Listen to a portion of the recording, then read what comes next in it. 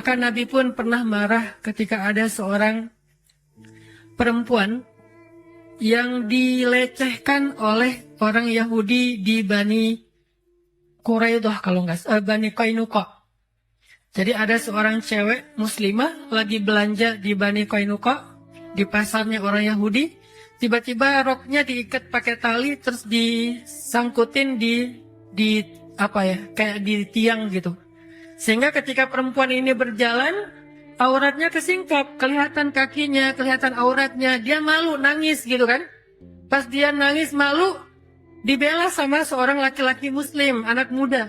Dia ngebelain, dia potong tali itu, kemudian dia marah kepada beberapa anak-anak muda Yahudi yang iseng, yang bikin perempuan ini malu. Mungkin kalau zaman sekarang ngeprank gitu kan ya, usil-usilan gitu. Dia marah. Akhirnya laki-laki yang ngebelain perempuan ini malah dikeroyok sama pemuda Yahudi sampai dia meninggal dunia. Maka Nabi langsung marah, kemudian mengatakan, sekarang kita akan menuntut keadilan kepada Bani Qainuqa. Datanglah Nabi mengepung benteng Bani Qainuqa sampai akhirnya mereka diusir dari kota Madinah. Kenapa? Karena Nabi itu ngerasain apa yang dirasakan perempuan, malunya. Nabi itu ngerasain apa yang dirasakan keluarga laki-laki yang terbunuh tadi. Betapa mereka sedih dan merasa kehilangan, sehingga keadilan harus ditegakkan. Itu namanya ukhuwah. Dalam konteks yang lebih sempit, kita belajar pelan-pelan merasakan kesulitan yang sedang dirasakan saudara kita. Merasakan malu yang dirasakan oleh saudara kita. Menjaga perasaan.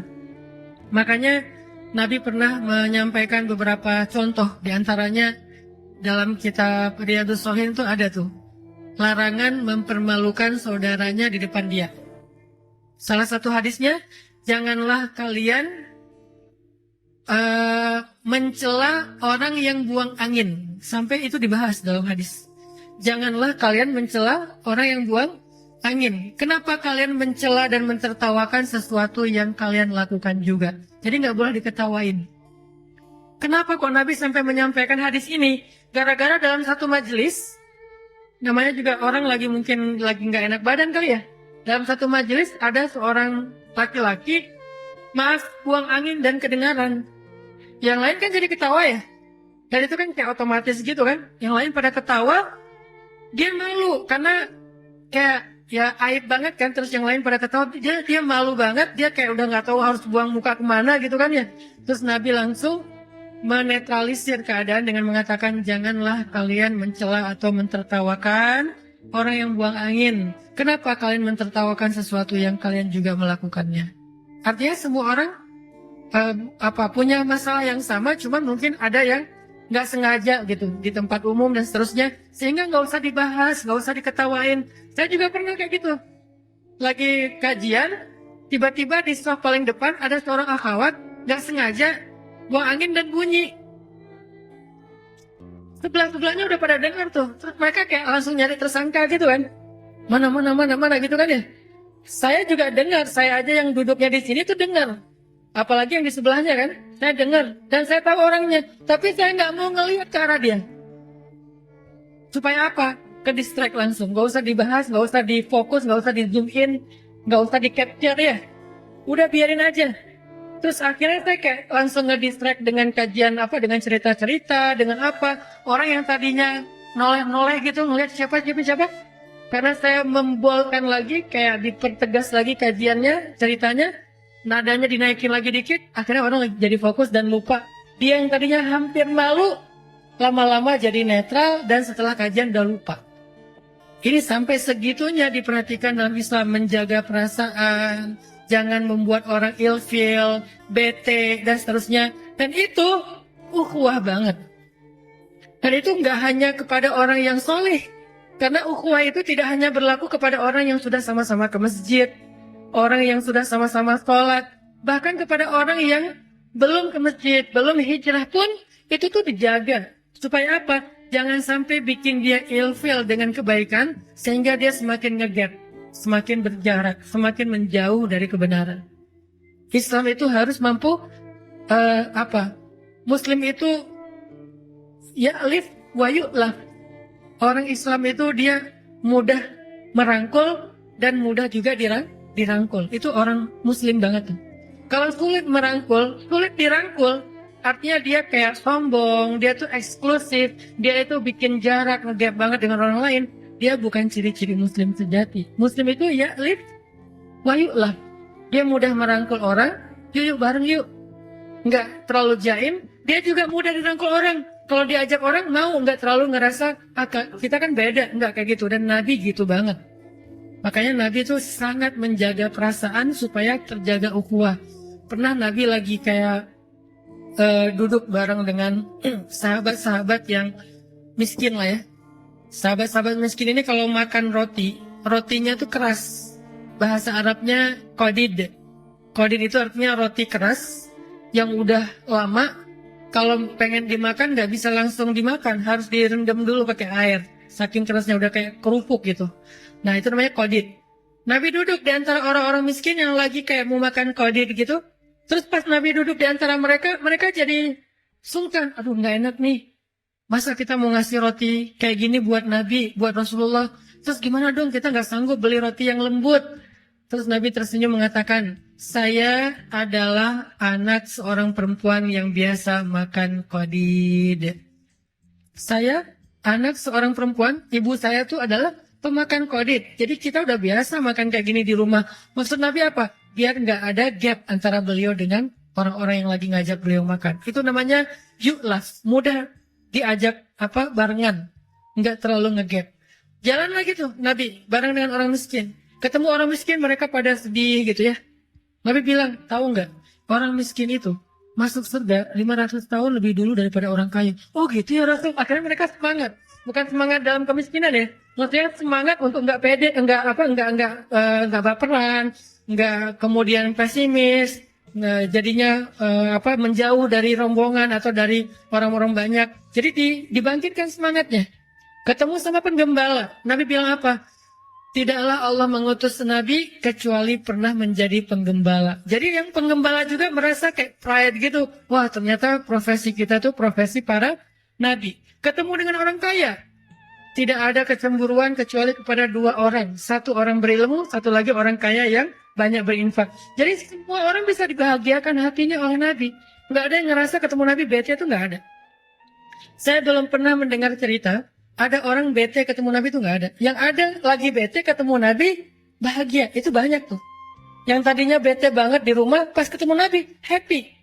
Pas balik ke rumah bete lagi, itu banyak. Salah satunya adalah Hanzalah. Hanzalah lagi sedih duduk sendiri. Datang Abu Bakar. Abu Bakar nanya, kaifa asbahta ya Hanzalah? Gimana keadaan kamu pagi ini wahai Hanzalah? Hanzalah ngelihat Abu Bakar dan bilang, nafaqah Hanzalah, kata Hanzalah. Hanzalah itu munafik, tahu nggak kamu? Abu Bakar bingung. Kaifa dzalik? Kenapa kamu ngomong kayak gitu? Kenapa kamu merasa diri kamu munafik wahai Hanzalah? Kata Hanzalah, wahai Abu Bakar, saya tuh kalau ketemu Nabi bahagia. Kalau ketemu Nabi iman saya naik. Kalau ketemu Nabi, saya tuh jadi semangat beramal soleh. Saking iman saya lagi naik, saya merasa diri saya tuh jadi orang yang paling soleh di muka bumi. Saking saya ngerasa jadi orang soleh, seolah-olah dari tempat duduk saya tuh bisa ngelihat surga. Kalau lagi dekat sama Nabi. Tapi kalau saya pulang ke rumah, saya ketemu dengan keluarga saya, dengan anak saya kerja, maka iman saya drop sampai seolah-olah saya bisa melihat neraka dari tempat duduk saya. Itu adalah kata-kata Hanzalah. Sedih Hanzalah dengan kondisi imannya. Kemudian Abu Bakar juga bilang, kalau gitu saya juga sama wahai Hanzalah. Iman saya juga kayak gitu, kalau ketemu Nabi naik. Kalau pas jauh dari Nabi turun. Berarti sama dong saya munafik. Ya gimana dong? Akhirnya mereka ketemu dengan Nabi. Ya udah kita coba minta nasihat dari Rasulullah. Datang ketemu dengan Nabi, sedih aja murung dua-duanya tuh. Nabi nanya, malham, kata Nabi. Ada apa kok kalian sedih, kata Nabi. Kata mereka, ya Rasulullah, kami merasa diri kami udah munafik. Hah? Kenapa kok kalian ngerasa gitu? Kata mereka, kalau ketemu engkau, hati kami merasa imannya bertambah. Sehingga kami semangat beramal soleh. Tapi kalau jauh darimu, iman kami drop dan kami jadi mudah berbuat dosa dan jauh dari Allah. Nabi kemudian tersenyum, memberi mereka nasihat.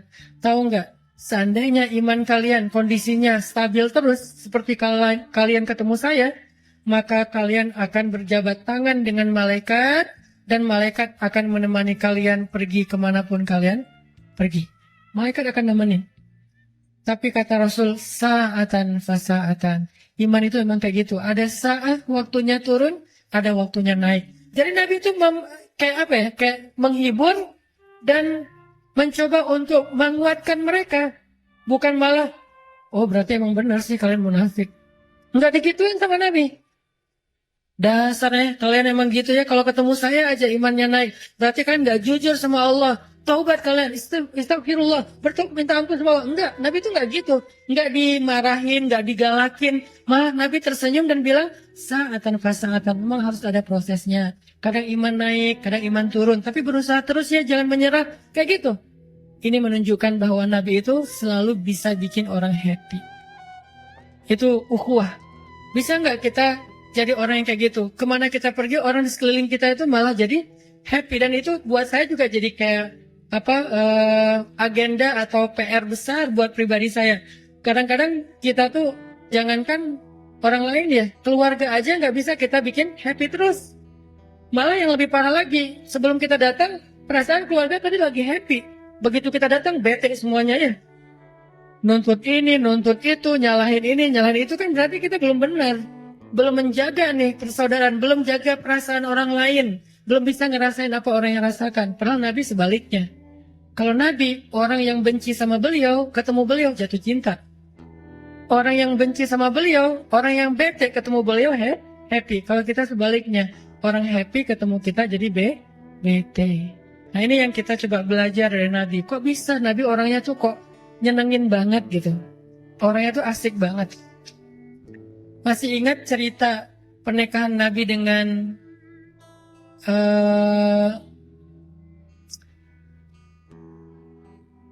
cewek Yahudi. Siapa namanya? Sofia. Tapi bukan Sofia yang kartun ya. Sofia, orang Yahudi. Sofia bahasa Arabnya. Itu gimana cerita pernikahannya? Kan gara-gara habis perang. Namanya Perang Khaybar. Perang Khaybar itu perang paling besar yang terjadi antara kaum muslimin dengan orang Yahudi. Dalam perang itu, ayah Sofia terbunuh.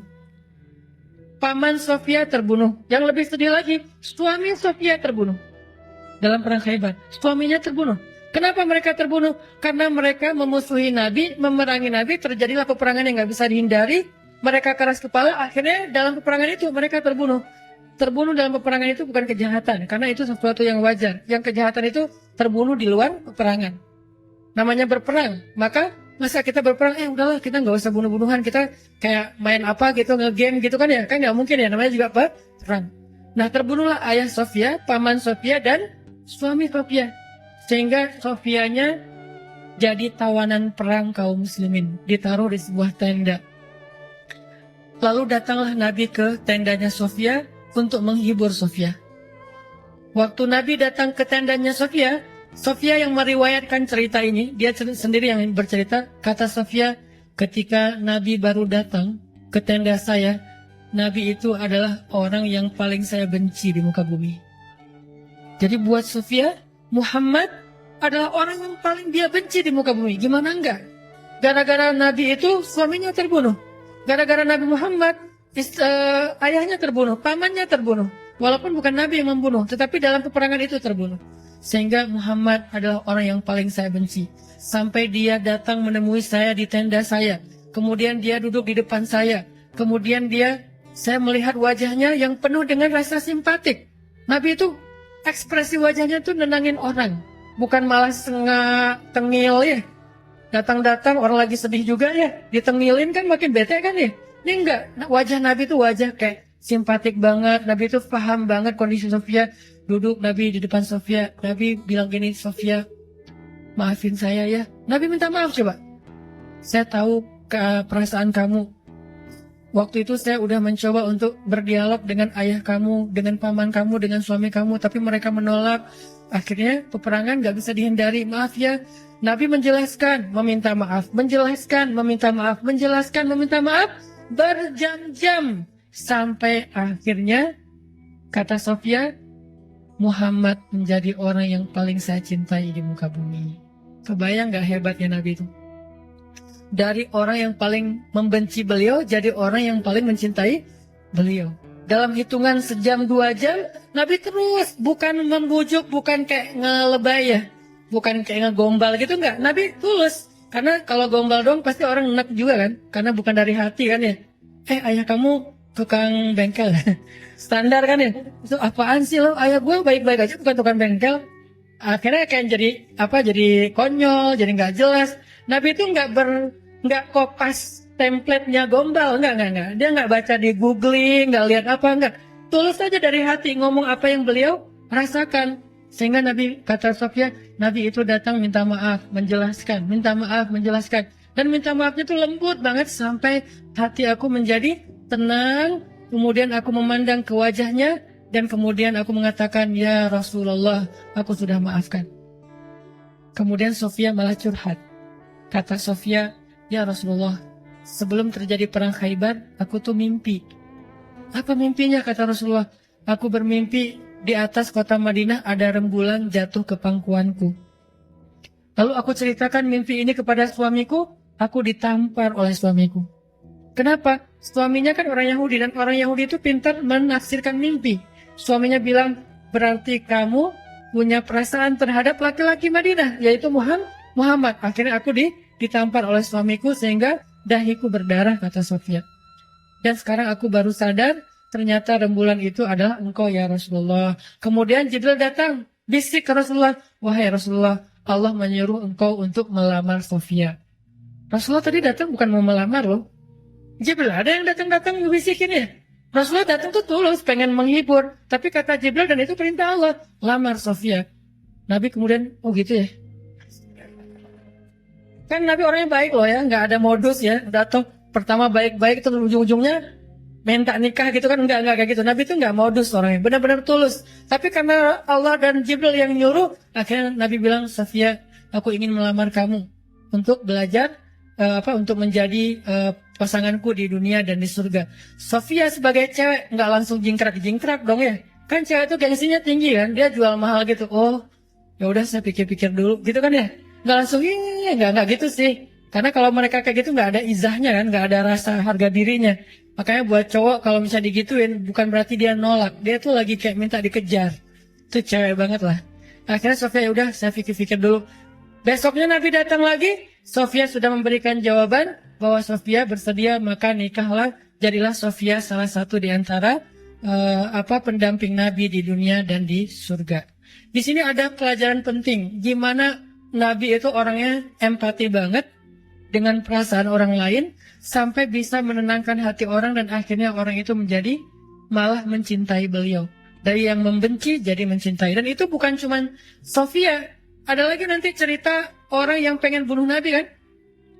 Dia datang jauh-jauh bawa pisau yang udah beracun, dipakein racun, kalau kena walaupun nggak nusuk juga, asal kegores saja itu bisa jadi orang keracunan dan kemudian meninggal. Dia datang pengen bunuh Nabi, tapi Allah sudah melindungi Rasulnya sehingga dia ketangkap sama sahabat, lalu dia diikat di salah satu tiang Masjid Nabawi. Jadi dulu Masjid Nabawi juga berfungsi sebagai penjara, diikat di tiang masjid. Nabi tahu itu pembunuh, orang yang mau membunuh beliau, tapi setiap Nabi ke masjid, Nabi sengaja lewatin jalan yang sampai bisa ketemu dengan orang itu. Jadi bukan langsung masuk ke masjid, muter dulu. Pas ketemu nama dia, Nabi nyapa gitu. Gimana keadaan kamu? Pertama dia marah, tahu diikat nanya keadaan. Marah kan? Oh ya udah, Nabi masuk lagi. Terus Nabi nyamperin lagi, kasih minum. Gimana keadaan kamu? Tahu. Terus masuk lagi. Besok lagi kayak gitu, sampai beberapa hari, lebih dari seminggu, setiap hari Nabi nyamperin dia, setiap hari Nabi nanya keadaan dia, setiap hari Nabi ngasih dia minum, ngasih dia makan, sampai setelah beberapa hari digituin dengan akhlak Nabi yang lembut, wajah Nabi yang berseri-seri, Nabi nanya, gimana keadaan kamu? Dia bilang, baik Muhammad, berarti hatinya udah tenang nih. Nabi bilang ke sahabat, lepaskan ikatan dia, karena dia udah tenang sekarang, dilepasin ikatannya. Kemudian Nabi ngobrol sama dia, Nabi kemudian mengajak dia untuk sama-sama merenungkan supaya nggak jadi orang yang memusuhi Nabi lagi. Nabi mencoba mengambil hatinya. Setelah beberapa lama Nabi bicara dengan dia, kemudian dia mengatakan, wahai Muhammad, dulu engkau adalah orang yang paling saya benci dan ingin saya bunuh. Maka sekarang setelah melihat akhlakmu, engkau adalah orang yang paling saya cintai dan saya ingin menjadi pembelamu. Sampai berubah. Saya ingin masuk Islam, wahai Muhammad. Bagaimana caranya? Akhirnya Nabi mengatakan, caranya, maka sekarang kamu harus mandi dulu, kemudian kamu pulang ke rumahmu, kemudian diberikan beberapa bekal yang harus dia lakukan, sampai dia balik lagi. Setelah itu kemudian dia menjadi seorang muslim. Ini nih akhlak, menjaga ukhuwah. Bahkan kepada orang yang belum dapat hidayah. Kenapa? Karena hanya dengan akhlak jalan seseorang untuk pulang kepada Allah. Kalau dia udah ilfil duluan dengan akhlak kita, bagaimana dia akan kembali kepada Allah? Ngelihat jalan kembali kepada Allah itu kayak serem gitu. Dan di sepanjang jalan itu banyak orang galak. Males balik ke Allah. Kenapa? Banyak orang galak di jalannya. Baru jalan selangkah udah dimarah-marahin. Jalan 2 langkah dimusuhin. Jalan 3 langkah dituduh masuk neraka. Belum juga mau kembali ke Allah sudah masuk neraka. Akhirnya balik lagi deh gua. Daripada gua dimarah-marahin di sana, mending gua di sini aja diterima sama lingkungan gua yang sekarang, kan gitu ya.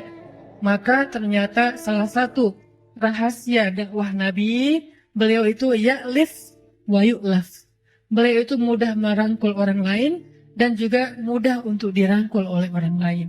Arti mudah dirangkul itu bukan dipengaruhi, tetapi mudah sekali kalau orang mengajak beliau kepada kebaikan atau untuk menolong. Maka Nabi pasti akan menolong. Ini adalah contoh Nabi menjaga ukhuwah. Sehingga menjaga ukhuwah itu menjadi salah satu di antara risalah ataupun misi utamanya Rasulullah SAW dalam berdakwah. Lalu nanti kita juga baca di dalam Al-Quran banyak banget ayat-ayat tentang menjaga ukhuwah. Di antaranya cara menjaga ukhuwah itu adalah dengan berbaik sangka. Allah berfirman, ya ayyuhalladzina amanu jitanibu katsiran minadh-dhann inna ba'dadh-dhanni itsmun. Wahai orang yang beriman, jauhilah sebagian besar prasangka. Inna ba'dadh-dhann itsmun. Karena sebagian besar prasangka itu adalah dosa. Allah mengajarkan tentang berprasangka baik, dan kemudian Rasulullah dan para sahabat mencoba untuk mempraktekannya dalam kehidupan mereka. Lalu muncullah cerita-cerita indah tentang berprasangka baik. Salah satunya terjadi kepada, kalau nggak salah namanya Tolha. Tolha ini adalah sahabat Nabi yang kaya lalu jatuh miskin. Ketika dia kaya, dia punya temannya banyak. Setiap malam rumahnya itu dipenuhi oleh teman-temannya. Pada datang ke rumahnya makan, pada datang ke rumahnya curhat, pada datang ke rumahnya minjem uang, pada datang ke rumahnya minta ditolong. Itu Tolha, rumahnya ramai banget. Karena gara dia banyak membantu orang lain. Tapi begitu dia jatuh miskin, rumahnya sepi, nggak ada yang datang. Teman-temannya pergi, menjauh dari dia, sehingga istrinya mengeluh. Kata istri Tolha, Tolha, sekarang kamu tahu kan? Ternyata teman-teman kamu itu nggak ada yang tulus mencintai kamu, nggak ada yang jadi sahabat sejati. Dulu aja ketika kamu kaya, mereka sering datang ke rumahmu. Sekarang giliran kamu jatuh miskin, mereka udah gak pernah lagi datang kepadamu. Wajar gak kata-kata ini? Wajar. Bahkan mungkin kita pernah ngerasa kayak gitu. Tapi tahu gak jawaban Tolha kayak gimana? Ketika istrinya mengeluh seperti itu, Tolha mengatakan, justru mereka itu teman yang sangat pengertian, kata Tolha. Istrinya bingung, pengertian gimana maksud kamu? Dulu ketika aku punya banyak uang, mereka merasa nyaman meminta tolong kepada aku karena itu tidak akan memberatkan aku. Aku punya banyak harta, jadi menolong mereka ringan buat aku. Sekarang ketika aku sudah nggak punya apa-apa, mereka merasa kasihan dan nggak tega merepotkan aku dengan meminta tolong, maka mereka tidak datang lagi ke rumahku. Lihat angle yang diambil oleh Tolha. Indah banget ya. Dia bisa menemukan satu angle berpikir yang akhirnya dia menyimpulkan yang baik tentang temannya. Kalau kita pasti mungkin 99% akan seperti istrinya. Ya benar, giliran gua sukses dulu, teman gua banyak banget. Semuanya pengen datang bareng, jalan bareng segala macam, pengen segrup, pengen punya nomor telepon gua. Pokoknya kemana gua pergi rame tuh. Sekarang giliran gua udah susah, udah nggak eksis dan segala macam, udah pada nggak ada tuh. Bahkan di Japri aja nggak pada nge-read, nggak pada ngebales. Di grup juga udah nggak. Kalau gua broadcast udah nggak ada yang ngerespon, diem aja.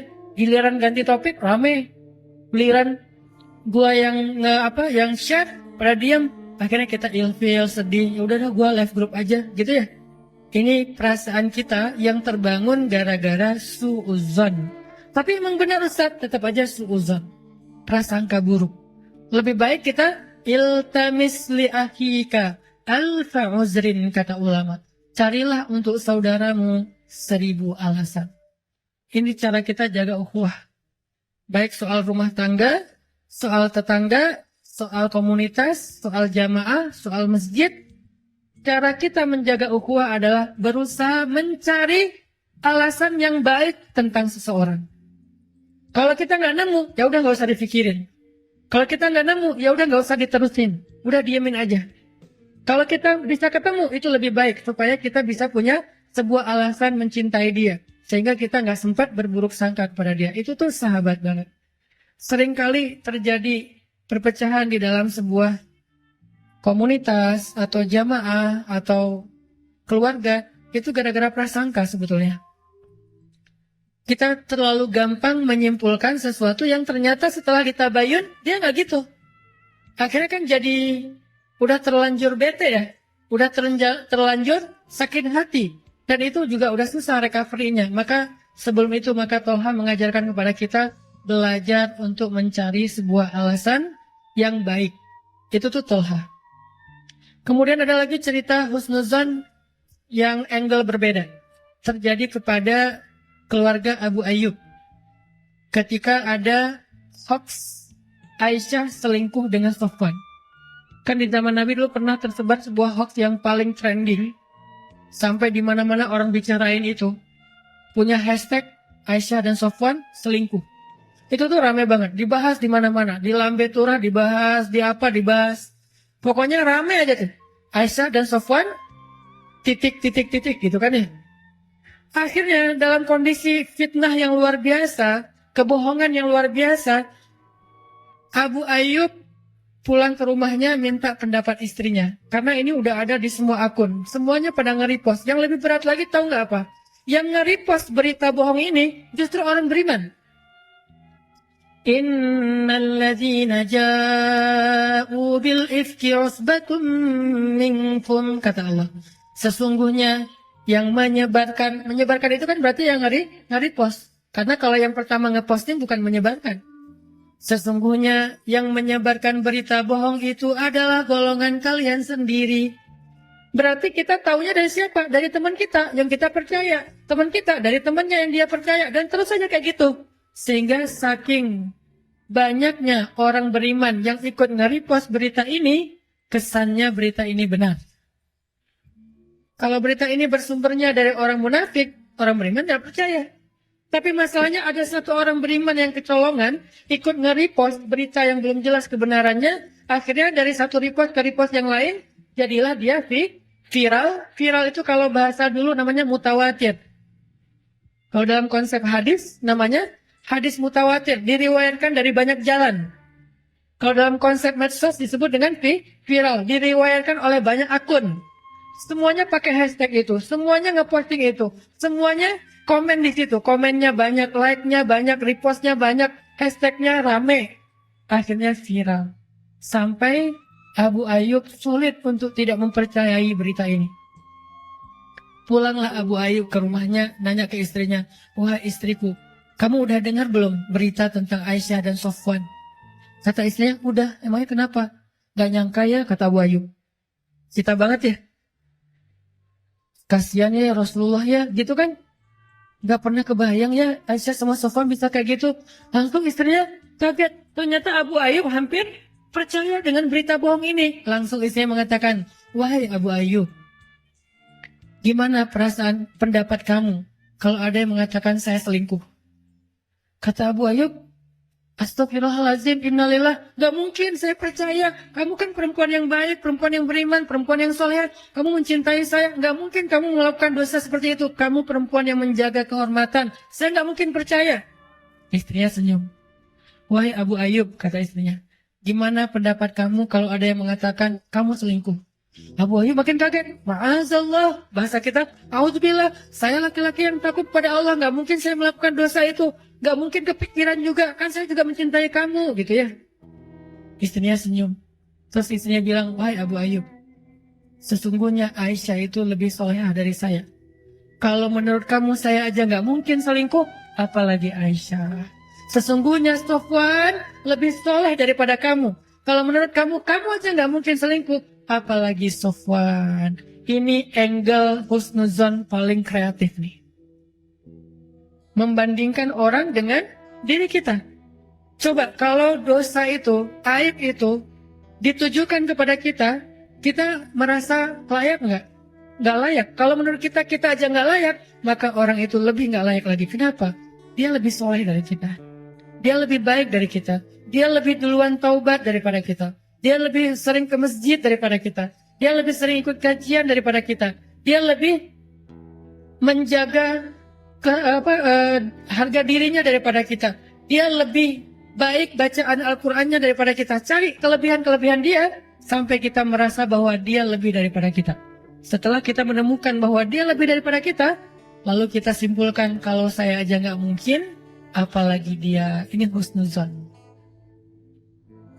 Sehingga kalau kita merasa kecewa atau kaget, surprise dengan satu gosip tentang sesama kaum muslimin atau sesama ikhwah yang ada dalam satu jamaah atau satu komunitas, pakai kalau nggak caranya Tolha, maka caranya istri Abu Ayyub. Cara Tolha apa? Oh mungkin.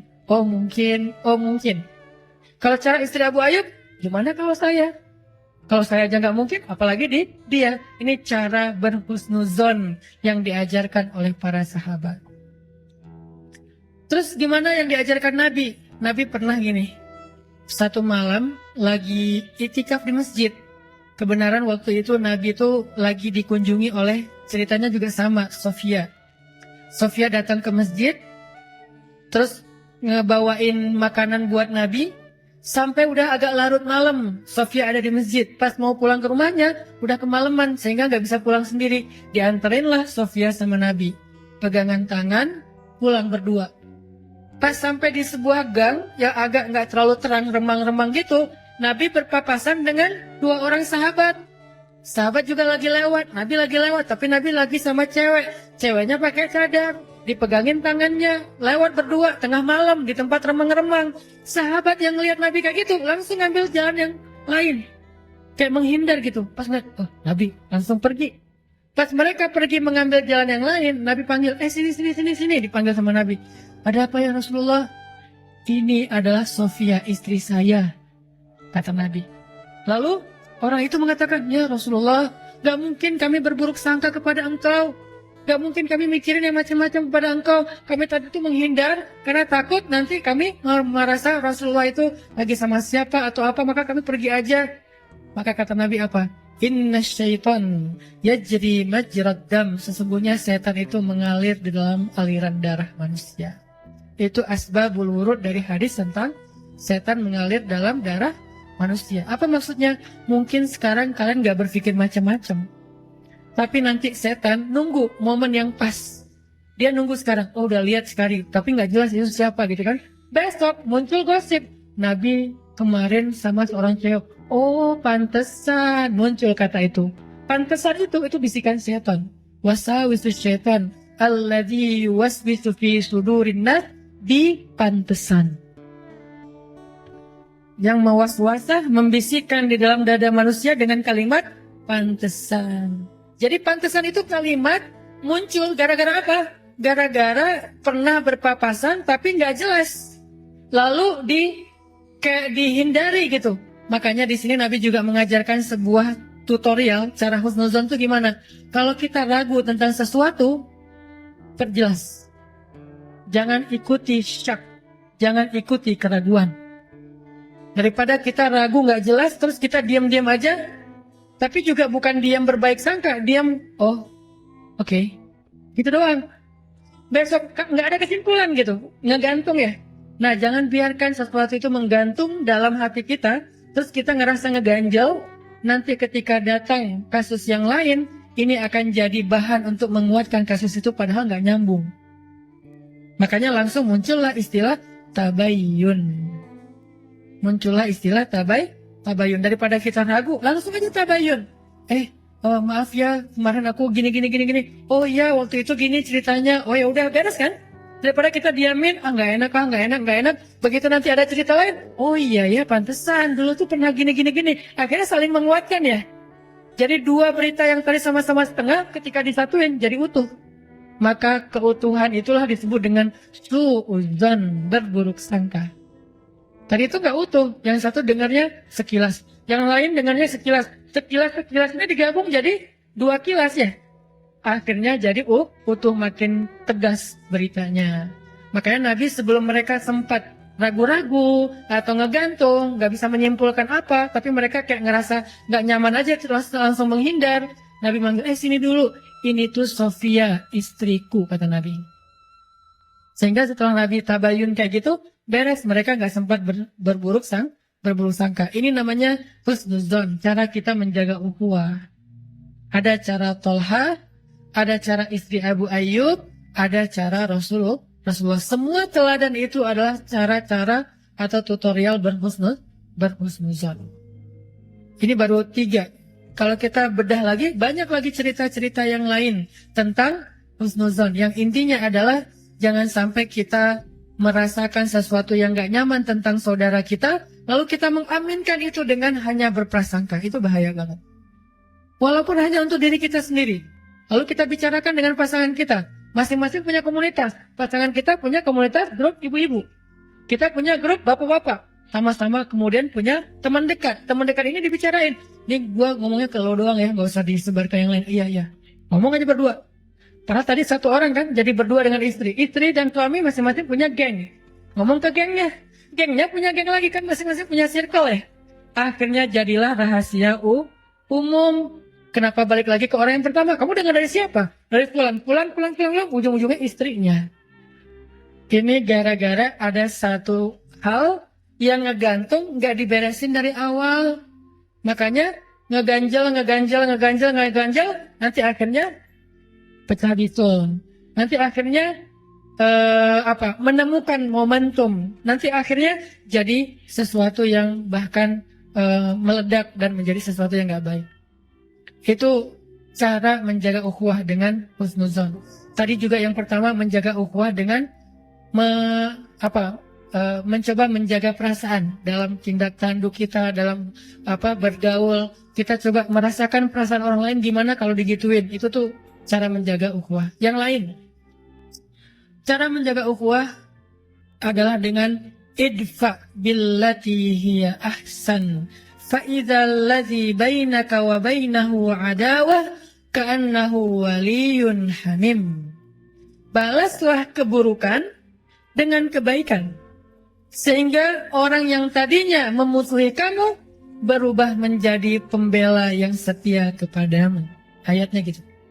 Idfa billati hiya ahsan فَإِذَا الَّذِي بَيْنَكَ وَبَيْنَهُ عَدَاوَةٌ كَأَنَّهُ وَلِيٌّ حَمِيمٌ. Balaslah keburukan dengan kebaikan, sehingga orang yang tadinya memusuhi kamu tiba-tiba menjadi pembela yang setia kepadamu. Apa contohnya?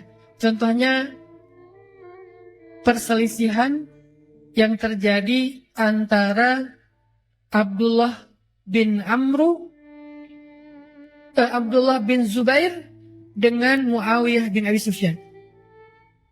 Ada dua sahabat, dua-duanya hebat, keren. Cuman keturunannya beda. Abdullah bin Zubair, ayahnya adalah Zubair bin Awam. Zubair bin Awam, satu dari 10 sahabat yang dijamin masuk surga. Keren ya ayahnya ya. Anak seorang laki-laki yang dijamin masuk surga. Julukan Zubair bin Awam adalah Hawari Rasul, pembela Nabi. Orang yang sangat ngebelain Nabi. Ibunya Abdullah namanya Asma bintu Abi Bakar. Berarti Abdullah cucunya Abu Bakar. Asma adalah seorang perempuan yang pernah membantu Nabi dalam hijrah dengan membelah ikat pinggangnya. Satu dipakai untuk mengikat bawaan Nabi di onta, satu lagi dipakai untuk mengikat bajunya sebagai tali pinggang. Sejak saat itu Asma diberikan julukan, jadi dia punya nama julukan lah ya. Julukan itu kalau sekarang mungkin nama akun. Maka sejak itu nama akun itu kalau bahasa Arabnya kunyah. Jadi akunya gitu, maksa. Jadi julukannya Asma adalah Datin Nitaqain, perempuan yang punya dua ikat pinggang. Itu pujian buat Asma. Ini adalah ayah ibunya Abdullah.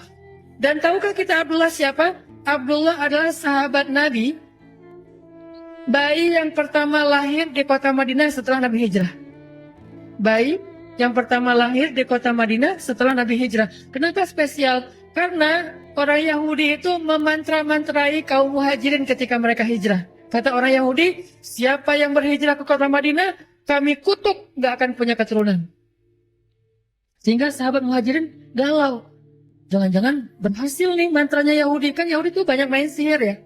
Mereka kayak menakut-nakuti dengan mantra. Pokoknya orang-orang muhajirin gak akan ada yang punya keturunan. Maka di tahun pertama Hijriah, lahirlah Abdullah yang menjadi kabar gembira bagi kaum muslimin bahwa mantra itu tidak berpengaruh kepada mereka.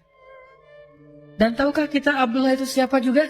Abdullah itu anak kecil usia 7 tahun. Kalau sholat duha, merpati hinggap di atas kepalanya. Saking khusyuknya sholat duha. Usia berapa? 7 tahun, kelas 1 SD. Ada nggak sekarang anak kelas 1 SD sholat duha di sekolah? Anak-anak duha ya bu. Duha Allahu Akbar. Datang merpati? Nggak ada. Kadang-kadang kita dengan nyamuk aja keganggu ya. Apa sih ini nyamuk, laler dan segala macam. Ini merpati, kok bisa sih merpati hinggap di kepalanya Abdullah? Saking lamanya sholat Abdullah. Dia kalau berdiri itu bisa sejam gak gerak. Kalau kita masih gerak, merpati itu kan gak langsung hinggap ya. Dia kayak curiga dulu gitu kan. Ini benar gak sih orang atau kayu? Pertama ngedeketin dulu, gerak dikit, menjauh. Kan merpati gitu kan. Dia gak terlalu jinak. Tapi saking Abdullah itu berdiri gak bergerak sampai seolah-olah gak berkedip, ngeliat ke bawah aja, khusyuk banget sampai merpati hinggap di atas kepalanya. Setelah lama baru dia rukuk sujud beres sholat, orang-orang kagum dan bilang, Abdullah, gimana ya cara sholat yang khusyuk kayak kamu sampai merpati hinggap di kepala? Apa jawaban Abdullah? Merpati yang mana? Dia gak tahu kalau merpati di kepala dia. Kita nyamuk aja tahu. Dia merpati gak tahu saking khusyuknya dia sholat. Tapi orang sekelas Abdullah ternyata bisa baper juga. Itu tuh namanya insaniyatus sahabah. Sisi-sisi kemanusiaannya sahabat. Jadi kalau kita pengen belajar dari sahabat, jangan yang sisi-sisi supernya doang. Kadang-kadang kita jadi putus asa. Ternyata mereka juga sama kayak kita. Kadang baper, ada yang bete, ada yang sahabat yang kikir, pelit, ada. Ditawarin surga nggak mau, ditawarin dunia mau, ada. Ada sahabat yang emosional. Gara-gara emosi akhirnya mencela, ada. Nah, dalam hal ini Abdullah lagi baper sama Muawiyah. Siapa Muawiyah? Jadi kita udah tahu seberapa istimewanya Abdullah. Sekarang bandingannya Muawiyah. Muawiyah itu anaknya Abu Sufyan, yang paling semangat memusuhi Nabi. Bahkan dalam perang Uhud, Abu Sufyan itu banyak membunuh para sahabat. Walaupun secara fisik membunuhnya Khalid, tetapi di bawah komando Abu Sufyan. Istrinya Abu Sufyan, Hindun. Jadi ibunya Muawiyah, Hindun, perempuan yang pernah makan hati Hamzah. Sehingga julukan Hindun Akilatul Akbad, pemakan hati. Julukan Hindun Akilatul Akbad, pemakan jantung. Suatu hari Abdullah bete sama Muawiyah gara-gara kebun mereka berdampingan. Terus ada pohon korma di kebunnya Abdullah jatuh ke kebunnya Muawiyah dan diambil sama pekerjanya Muawiyah. Dilaporin sama pekerjanya Abdullah. Akhirnya Abdullah marah-marah. Wah, zalim banget nih. Dikirimlah surat oleh Abdullah ke Syam. Waktu itu Muawiyah jadi gubernur di Syam. Abdullah jadi orang biasa di Mekah. Muawiyah jadi gubernur di Syam. Gubernur, pejabat. Dapat surat dari Abdullah. Tahu nggak isinya gimana? Ya ibna akilatil akbad. Wahai anak perempuan yang pernah makan jantung. Marah-marah, mencela, menyebutkan nama ibunya Muawiyah. Wahai anak perempuan yang pernah makan jantung, kamu tuh nggak tahu diri ya, pekerja kamu itu zalim kepada saya, kamu memakan uang haram dan segala macam, dicela habis-habisan. Membaca surat dari Abdullah, Muawiyah menitikkan air mata, sedih, disebut ibunya. Padahal Hindun juga udah taubat. Hindun juga setelah masuk Islam, menjadi baik Islamnya. Islamnya Hindun luar biasa. Segitu-gitunya Hindun, setelah dia masuk Islam, dia itu mujahidah loh. Yang membantu jihadnya sahabat luar biasa Hindun. Cuman di masa lalunya, emang ngeri banget Hindun ini. Disebut sekarang kejahatan ibunya, padahal ibunya juga sudah bertaubat. Sedih Muawiyah. Tapi walaupun dia sedih dan kecewa, Muawiyah mencoba untuk idfa billati ahsan. Balaslah dengan yang lebih baik. Akhirnya Muawiyah tulis surat balik. Bismillahirrahmanirrahim. Assalamualaikum warahmatullahi wabarakatuh. Ya ibna hawarir rasul. Wa ya ibna datin nitaqain. Coba balasannya. Dimarahin oleh Abdullah dengan kalimat, wahai anak perempuan pemakan jantung. Tapi dibalas, wahai anak seorang pembela Nabi. Wahai anak seorang perempuan yang punya 2 ikat pinggang. Dipuji orang tuanya oleh Muawiyah. Sehingga dia mengatakan, saya nggak tahu kejadian itu. Saya akan minta penjelasan kepada pegawai saya. Kalau itu benar, saya akan kembalikan hakmu. Maafin saya ya, maafkan saya ya. Demi Allah saya nggak ada niat menyakiti kamu. Tapi di awalnya udah dipuji kedua orang tuanya. Abdullah membaca surat itu, langsung beristighfar. Astagfirullahaladzim, saya udah dosa. Dia nangis juga karena dia ngerasa bersalah. Langsung dia ambil ontanya, dia menuju ke Syam. Dia pergi ke Syam dari Mekah. Sampai di Syam, dia langsung menemui Muawiyah. Dia peluk Muawiyah. Dia katakan, wahai Muawiyah, balas saya dengan kata-kata yang sama. Kata Muawiyah, kami bukan orang yang diajarkan untuk mencela. Makin terpukul Abdullah. Padahal kan secara kualitasnya, Abdullah ini lebih dahsyat ya. Ibadahnya dahsyat. Orang tuanya orang-orang hebat. Kakeknya itu Abu Bakar As-Siddiq. Tapi dikatakan kayak gitu oleh Muawiyah, seolah-olah dia diajarkan sesuatu yang dia udah lakuin itu. Kami kaum yang tidak tahu cara mencela, kata Muawiyah. Kami nggak ngerti gimana cara mencela. Jadi jangan suruh kami mencela. Wahai Muawiyah, balas cela saya. Nggak ngerti gimana cara mencela. Maaf wahai Abdullah, saya nggak tahu cara mencela. Akhirnya Abdullah mengatakan, wahai Muawiyah, saya minta maaf, saya yang salah. Sebagai bentuk penyesalan saya hadiahkan seluruh kebun saya dan isinya untuk kamu. Itu janji Allah. Balaslah keburukan dengan kebaikan, maka nanti orang yang memusuhi kamu justru menjadi pembela yang setia kepadamu. Itu cara jaga ukhuwah. Emang gak gampang. Ustadz, gimana caranya? Emang Ustadz pernah? Ya agak susah juga sih. Saya juga lagi belajar. Semua kita belajar ya. Kadang berhasil, kadang belum. Ada kasus yang saya udah berhasil kayak gitu. Kalau sekali berhasil kayak merasa paling baik gitu. Wah, saya ternyata orangnya baik juga ya. Gitu kan ya? Tapi kalau gagal, kok nggak bisa ya ngikutin sahabat? Gimana caranya biar kita bisa membalas keburukan dengan kebaikan? Ada hate speech di komen-komen kita, haters. Gimana cara kita ngebales haters itu dengan kebaikan kalau nggak bisa diam? Maka para ulama mengajarkan satu cara yang paling indah. Katanya, ucapan yang buruk itu seperti air panas, kata ulama. Ucapan yang buruk seperti air panas. Kalau kamu baru mendapatkan air di gelas yang masih panas airnya, maka jangan langsung diminum. Tunggu sampai dia hangat atau sejuk, baru kamu minum. Karena kalau kamu minum panas-panas, lidahmu akan terbakar. Apa maksud dari perumpamaan ini? Ucapan yang gak menyenangkan kita tuh, rasanya panas kan di hati?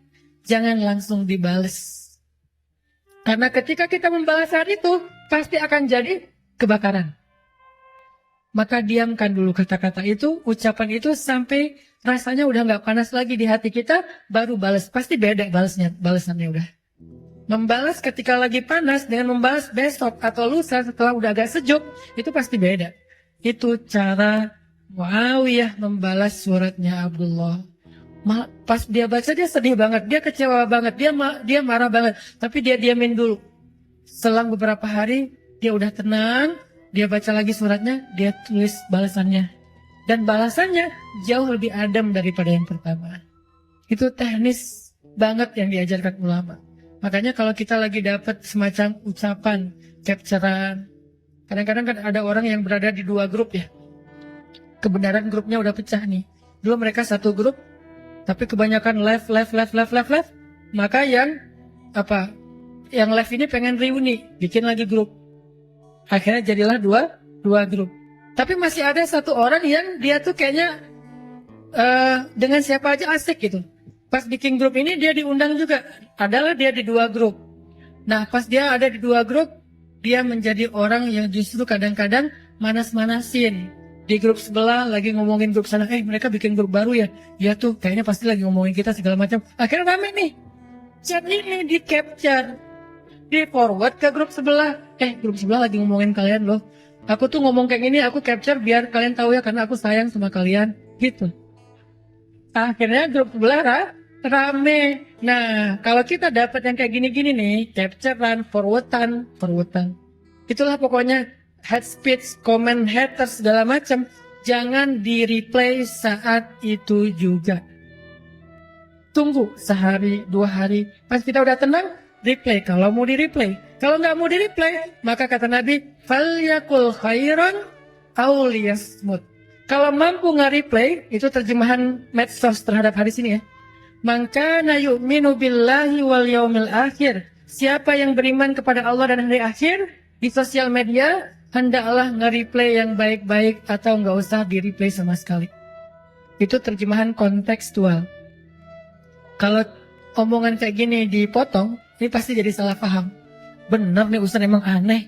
Nerjemahin hadis sesuka-sukanya. Itu namanya bukan terjemahan letter loh, tapi terjemahan kontekstual dengan konteks sosial media.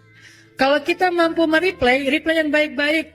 Orang ngomong apa, kita ngomong sebaliknya. Sehingga dia jadi Adam, semua jadi Adam. Kalau kita nggak mampu, ya udah nggak usah dikomenin, nggak usah di-replay. Kalau nggak kuat, delete aja komennya. Kalau nggak kuat lagi, blok aja orangnya. Nggak apa-apa ngeblok juga, tetapi jangan sampai memunculkan perdebatan.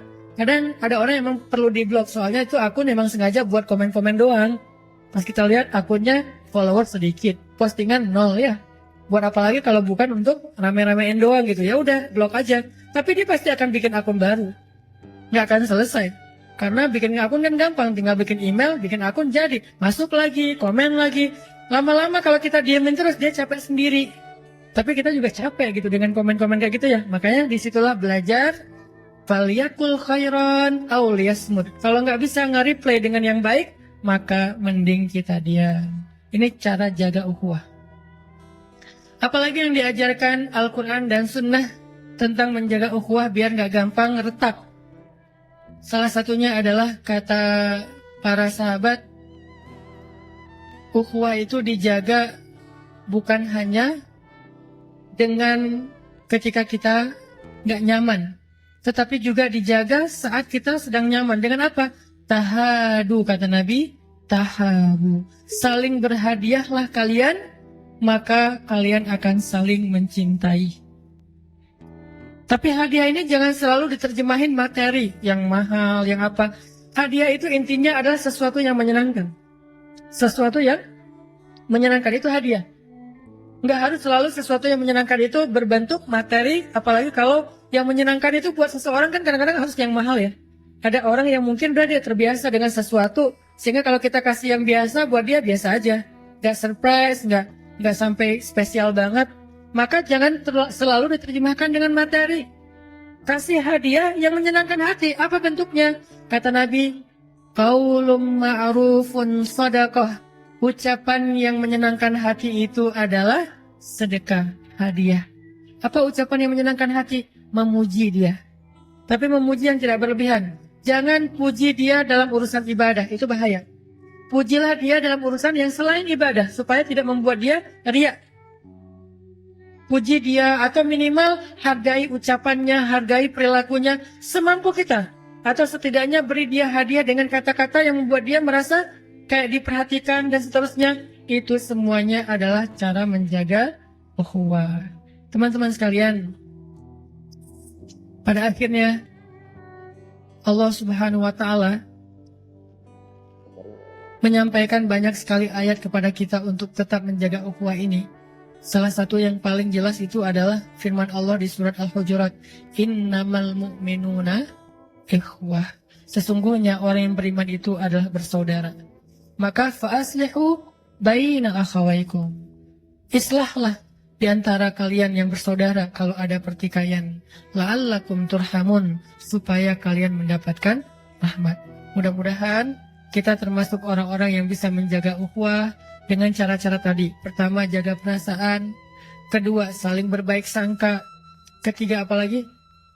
Mencoba untuk membalas dengan yang lebih baik dari apa yang kita dapatkan. Keempat, mencoba membahagiakan hati dengan hal-hal yang menyenangkan. Bahkan satu lagi yang kelima adalah, saya lupa, ini yang paling penting justru, mendamaikan. Islah Zatil Bain, mendamaikan. Itu pahalanya gede banget. Apa pahala mendamaikan? Kata Nabi, sesungguhnya mendamaikan dua orang yang bertikai lebih aku sukai daripada melakukan iktikaf sepanjang malam atau sepanjang hari di Masjid Nabawi. Mendamaikan.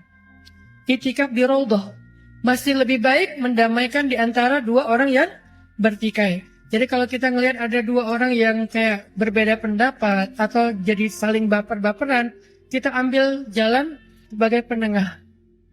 Gimana mendamaikan? Kita coba untuk menyenangkan hati keduanya dan membangun lagi hubungan di antara mereka. Sampai saking pentingnya mendamaikan orang yang sedang bertikai, dalam Islam demi mendamaikan kita dibolehkan berbohong. Ada 3 dusta yang dibolehkan dalam Islam. 1, dusta dalam strategi perang. Gak boleh jujur kepada musuh dalam peperangan. Masa kita mau buka-bukaan ya? Strategi kami begini. Jumlah pasukan sekian. Kalian udah tahu? Udah. Ya, jadi kami gak bohong ya. Gak bisa. Dalam peperangan tuh al-harbu khida'. Perang itu tipu muslihat kata Nabi. 1. 2, berbohong tentang masa lalu kepada pasangan kita dengan niat biar mau bertaubat. Bukan mau yang macam-macam ya. Jadi kalau misalnya kita udah nikah, jangan ngomongin tentang masa lalu. Dulu tuh saya punya 10 pacar.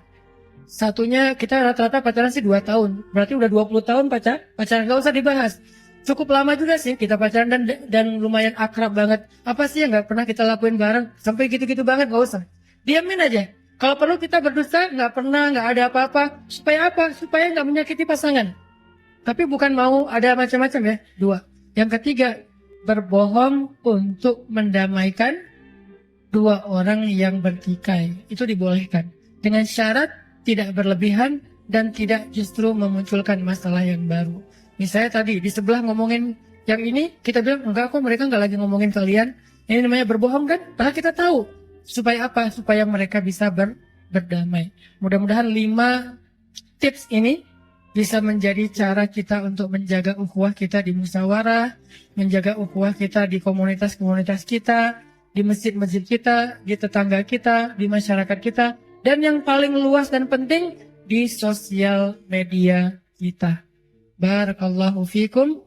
Billahi taufiq wal hidayah. Wassalamualaikum warahmatullahi wabarakatuh.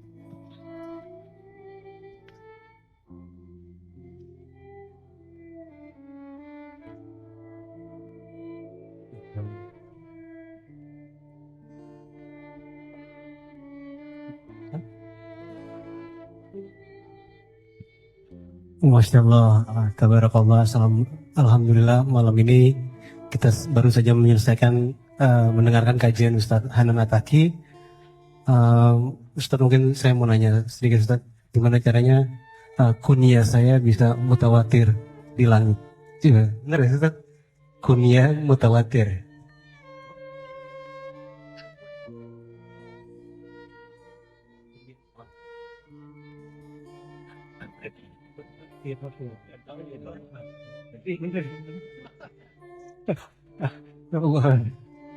Salah spelling. Ya udah lupain aja deh. Kita lanjut. Assalamualaikum Ustaz. Bagaimana cara mengikhlaskan atau memperbaiki prasangka kita kepada saudara kita yang sudah terjadi? Padahal kita tahu yang mereka lakukan itu salah secara agama. Bagaimana cara mengikhlaskan atau memperbaiki prasangka kita kepada ibu atau saudara kita yang sudah terjadi, padahal kita tahu yang mereka lakukan itu salah secara agama. Nah, berbaik sangka itu bukan berarti kita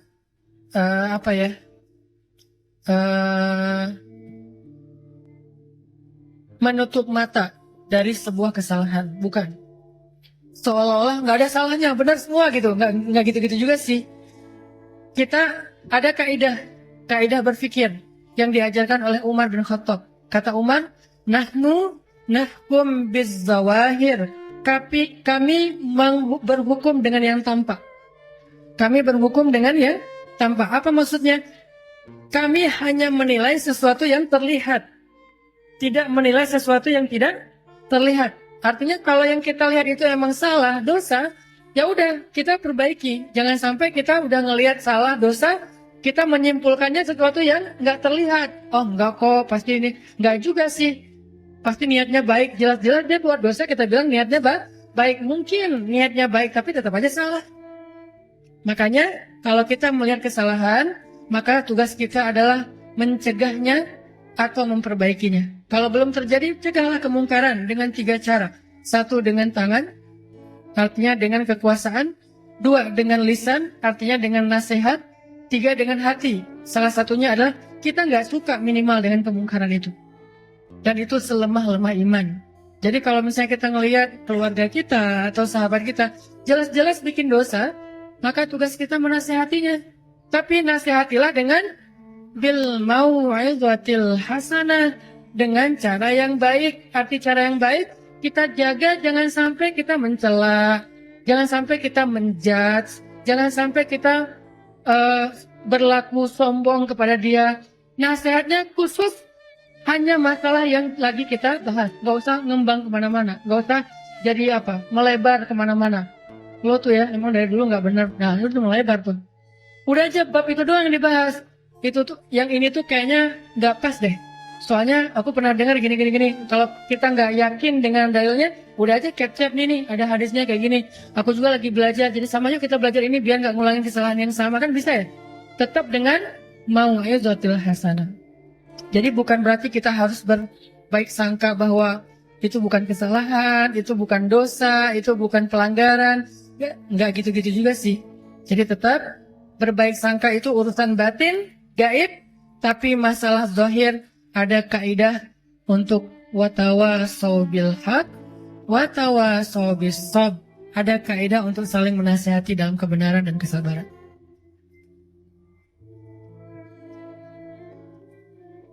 Oke, terima kasih banyak Ustadz atas jawabannya. Untuk pertanyaan kedua, Bismillahirrahmanirrahim. Assalamualaikum warahmatullahi wabarakatuh. Semoga Ustadz dalam keadaan sehat dan dilindungi Allah. Mengenai penjelasan Ustadz, bagaimana mendamaikan jamaah dari Ustadz-Ustadz yang terkadang merasa gurunya lebih baik dan benar. Jazakallahu khair. Merasa gurunya lebih baik itu hak ya. Semua orang boleh merasa bahwa gurunya, pendapatnya lebih tepat, bukan lebih benar. Karena insya Allah semuanya benar, cuma ada yang tepat, ada yang keliru. Merasa pendapat dia lebih tepat, merasa guru dia lebih kompeten, merasa guru dia lebih bijaksana, itu hak. Tetapi yang keliru adalah ketika dia menganggap orang lain gak benar. Itu baru keliru.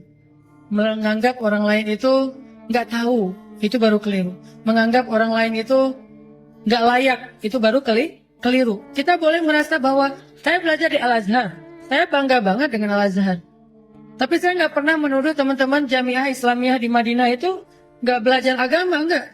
Buat saya pendapat Azhar sama Madinah, Jamiah Islamiyah itu beda. Biasanya lulusan Al-Azhar itu diajarkan cara berpikirnya itu dia agak banyak angle. Sehingga kalau kita bahas fikih pasti bahasnya gini. Menurut ini. Baru disimpulkan, jumhur, mayoritas ulama mengatakan begini. Itu cara berpikir Al-Azhar banget tuh. Makanya teman-teman kalau dengar Ustadz Abdul Somad atau Ustadz-Ustadz yang lulusan Al-Azhar, rata-rata ngomongnya gitu. Kalau ditanya tentang Ustadz, apa hukumnya, misalnya, batalkah wudhu dengan menyentuh istri? Menurut pendapat ini, menyentuh adalah tidak membatalkan wudhu, kecuali dengan syahwat. Menurut pendapat ini membatalkan wudhu walaupun sekadar menyentuh biasa aja dengan alasan sekian segala. Dan lalu kesimpulan ulama secara mayoritas itu tuh Azhar. Kalau Madinah, cara belajar di Madinah itu mereka mengambil satu hadis lalu menginterpretasinya, maka itulah yang dipegang. Dan itu juga manhaj ya, metodologi pendidikan ya. Dan itu juga sah-sah aja supaya nggak bingung dengan banyak dapat udah aja ini yang paling kuat, ini yang paling roji, udah.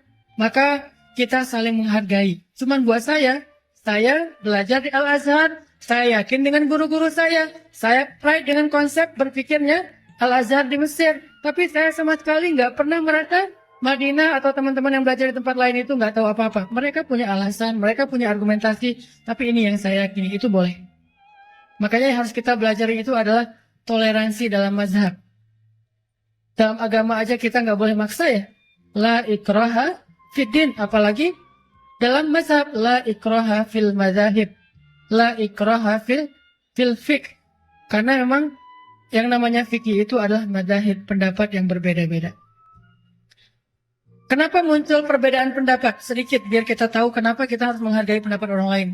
Perbedaan pendapat itu seringkali muncul karena interpretasi terhadap dalil. Nggak usah diinterpretasi, tetap ada interpretasinya. Kenapa? Karena cara memandang dalil itu beda-beda.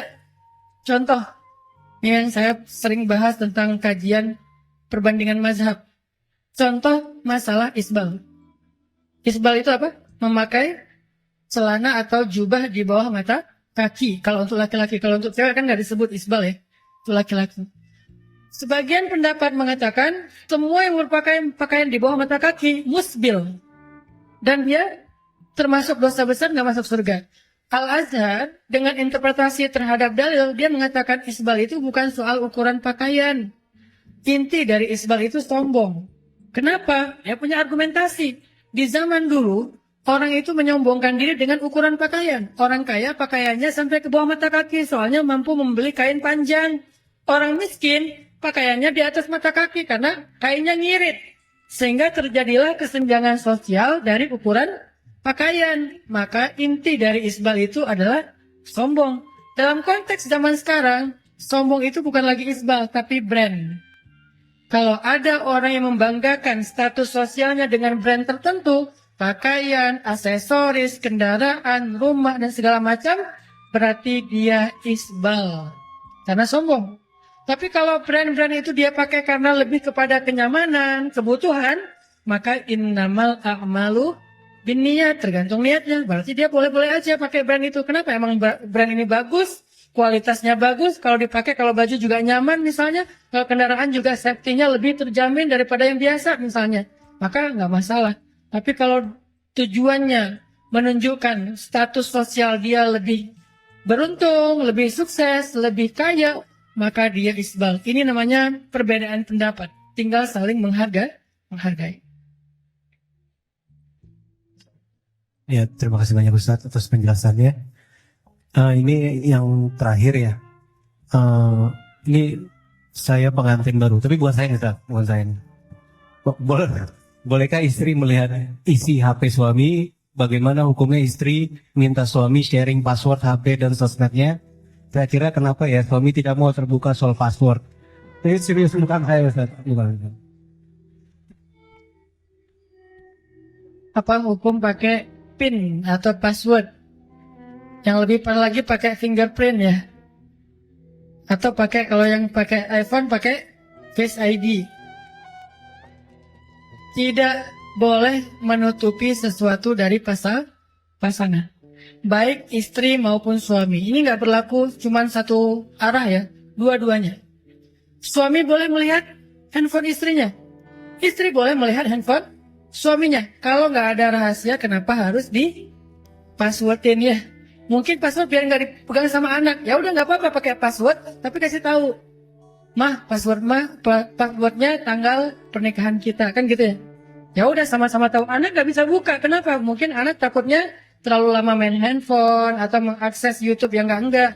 Ya udah dikasih password boleh. Tapi dengan pasangan nggak ada rahasia. Tetap saling terbuka. Insya Allah kalau udah terbuka biasanya nggak akan dibuka. Justru yang penasaran tuh kalau pakai password dan passwordnya gonta-ganti sehari 3 kali ya. Nah itu tuh penasaran kenapa gitu. Makanya insya Allah kalau nggak ada masalah sih nggak harus ditutup-tutupin. Oh kan privasi, jangankan handphone. Kehidupan kita aja udah kita serahin ya. Masa handphone masih disisain? Jangankan handphone, diri kita aja, roh dan jasad kita udah kita serahkan setelah saya terima nikahnya Fulanah bintu Fulan. Mereka masih tersisa kecuali handphone. Kan nggak ada akad yang kayak gitu ya. Makanya kalau yang lain semuanya udah diserahin, apalagi cuma sekedar isi WhatsApp. Lagian kata Allah, hafidhatun lil ghaib bima hafidhallah. Caranya kalau misalnya kita handphonenya mau dibuka dan nggak ada masalah, cobalah kalau kita lagi chat dengan lawan jenis, seolah-olah kita chatnya di sebelah pasangan kita. Kira-kira akan seperti apa kita ngechat? Emoticon yang kita pakai apa aja? Apa akan guling-guling, berderai-derai? Apakah kita akan keluarin emoticon yang air mata menggenang nggak jatuh-jatuh di sini? Kan enggak kan? Nah, artinya kita seolah-olah ada pasangan kita. Gimana cara kita chat? Itu cara paling aman menjaga pasangan ketika kita berinteraksi dengan orang lain. Makanya dulu ada terjemahan perempuan dilarang keluar rumah. Kalau sekarang keluar rumah nggak penting, yang penting sinyal. Ya, kadang dia nggak keluar rumah, tapi dia ada di mana-mana. Dia ada di belahan Eropa, dia ada di Afrika, dia ada di Australia, karena dia temennya ada di sosial media. Makanya yang dimaksud keluar rumah itu bukan sekedar langkah kaki atau fisiknya, tetapi menjaga diri dari fitnah. Saya suka banget menerjemahkan teks agama itu dalam konteks kekinian, karena biar lebih realistis dan aplikatif. Kalau kita membahas teks itu hanya secara tekstual, kita nggak tahu gimana nih cara praktekinnya, seolah-olah ayat Al-Quran itu hanya sebuah kalimat indah yang dinikmati bahasanya, nggak bisa dipraktekin dalam kehidupan kita. Buat saya, ayat larangan perempuan keluar rumah itu artinya larangan perempuan dan laki-laki untuk berinteraksi secara berlebihan. Bahkan di Al-Quran itu ada ayat tentang tutorial bumerang. Dan mungkin kita lihat, ada gitu Ustaz, ayat bumerang di Al-Quran? Ada. Surat An-Nur. Kata Allah, wahai perempuan-perempuan yang beriman, janganlah kalian menghentakkan kaki kalian ketika berjalan, karena itu akan membuat lekuk tubuh kalian terlihat atau fitnah. Hubungannya dengan bumerang apa?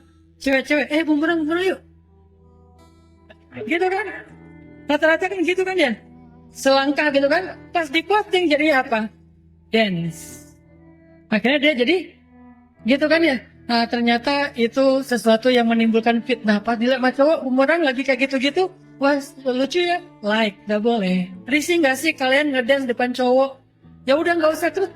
Masa nggak dipakai Ustaz bumerangnya? Pakai boleh. Tapi gimana? Duduk rame-rame. Jadinya kayak tari saman gitu kan? Boleh lah. Masih aman bumerang. Tutorial telepon. Telepon itu jangan dilembut-lembutin suaranya. Di Al-Quran ada ayatnya. Katakan kepada istri-istri Nabi, janganlah kalian melembutkan suara ketika kalian berbicara, karena itu akan menimbulkan fitnah di hati orang yang punya penyakit. Pas telepon jangan kayak bangun-bangun tidur gitu. Allah, gak usah gitu-gitu, biasa aja kali. Kecuali emang suaranya udah lembut ya, kayak suara saya. Saya tuh sering disalahpahami kalau nelfon GoFood. Ini pesannya satu aplikasi, ya kali. Oh ya, tunggu ya Bu, Bapak. Oh ya Pak. Itu udah aslinya gitu kan, jadi bukan dilembut-lembutin gitu. Begitu juga kalau emang udah aslinya, emang dia penyiar mungkin, dia mungkin seorang host atau apa, ya emang suaranya udah kayak gitu. Jangan sampai dibikin ada serak-serak bangun tidur, ada kayak manja-manja nggak apa gitu kan ya. Jangan, biasa aja. Itu ternyata diajarkan di Al-Quran, tutorial nelpon, tutorial chat, tutorial bumerang, tutorial apa lagi, termasuk dandanan segala macam, semuanya diajarin. Mudah-mudahan dengan kayak gitu kita jadi nggak perlu lagi ngunci-ngunci handphone, karena insya Allah semuanya juga aman. Tambahan dari saya sendiri. Kalau tadi kan Ustadz bahas tentang pentingnya menjaga ukhuwah dengan berhusnuzon dengan sesama gitu. Nah kalau kaitannya dengan amal ibadah kita kepada Allah, misalnya saya kan kita pasti semua merasa banyak dosa gitu kan. Tapi kan kita ada usaha untuk bertobat. Nah kita bisa nggak berhusnuzon sama ya Allah udah pasti mau nerima tobat kita. Jadi kita bisa fokus untuk ibadah yang lain gitu. Atau kita harus selalu merasa selalu banyak dosa jadi selalu tertekan terus gitu. Sholat lagi tapi kondisinya ngerasa terus berdosa gitu. Itu gimana Ustaz? Harus satu paket, harus balance. Di satu sisi kita harus belajar thiqah billah, percaya sama Allah. Allah itu Ghafur, Allah itu Rahim. Allah itu maha pengampun, Allah itu maha penyayang. Kita harus percaya. Itu namanya husnuzon kepada Allah. Nggak boleh kita berpikir, kayaknya Allah pasti malas banget ngampuni dosa saya nih. Nggak boleh, itu suuzon sama Allah. Sampai Allah mengatakan, La taqnatu min rahmatillah, innallaha yaghfirudz dzunuba jami'a. Janganlah kalian berputus asa dari rahmat Allah. Allah mengampuni dosa semuanya. Sehingga kita berpikir, Allah itu pengampun. Nggak ada dosa yang nggak diampuni. Tapi hasil dari husnuzonnya bukan buat kita malah jadi ya udah deh, udah cukup kalau gitu. Enggak. Jadi malah kalau kita berbaik sangka Allah maha pengampun, maka kita bergairah untuk minta ampun. Itu hasilnya. Kalau kita bilang Allah maha pengampun tapi kita nggak minta ampun, itu bohong. Klise. Harusnya kalau kita tahu Allah maha pengampun, ya udah minta ampun. Kalau kita tahu Allah maha penyayang, ya udah harapkan kasih sayangnya. Kalau kita tahu Allah itu maha perhatian, maka minta pertolongannya. Itu satu. Yang kedua, ada yang namanya, kalau tadi thiqah billah, husnuzan. Yang kedua namanya wajilah, yang tadi saya baca di awal surat Al-Mu'minun. Apa itu wajilah? Kita nggak boleh gampang merasa puas diri. Kenapa? Karena kita harus selalu merasa bahwa diri kita ini belum apa-apa. Caranya gimana? Coba ingat dosa-dosa kita. Dulu kita semangat banget bikin dosa siang dan malam. Apakah kita udah sesemangat itu beramal soleh untuk menebus dosa di masa lalu? Kalau belum, berarti harus bergairah terus. Wajilah. Kurang. Tapi Allah maha pengampun, Allah maha penyampun. Tapi saya amalnya masih kurang. Itu satu paket. Sehingga kalau kita bisa mengambil dua-duanya secara balance, baru insya Allah disebut dengan orang yang taubatnya taubatan nasuha. Makanya Umar ketika bertaubat mengatakan, ya Rasulullah, hari ini saya akan menebus semua kejahatan saya di masa lalu dengan amal soleh, berdakwah dan membela engkau ya Rasulullah. Jadi azamnya menebus kesalahan di masa lalu. Dan harus selalu merasa masih kurang. Tapi Allah maha menerima taubat, maha pengampun, maha menghargai atau membalas kebaikan dengan pahala yang berlipat. Tetap ke Allahnya berbaik sangka, ke dirinya merasa belum apa-apa. Itu syarat taubatan nasuha, satu paket. Ya, terima kasih banyak Ustaz Hanal Baki, jazakallah khairan katsiran atas ilmunya. Mungkin Ustadz bisa ditutup dengan doa untuk kami semua, Ustaz, agar bisa lebih menjaga ukhuwah kami, terutama kepada pasangan hidup kami dan juga keluarga, orang tua, anak, dan saudara-saudara. Baik teman-teman semuanya, saya sebelum tutup dengan doa, pengen nitip apa yang tadi udah saya sampaikan. Jaga ukhuwah di antara kita ya. Jangan sampai kita jadi mangsanya setan. Jangan sampai kita berhasil masuk ke dalam perangkap setan. Seperti kata Nabi, setan udah berputus asa membuat kita syirik.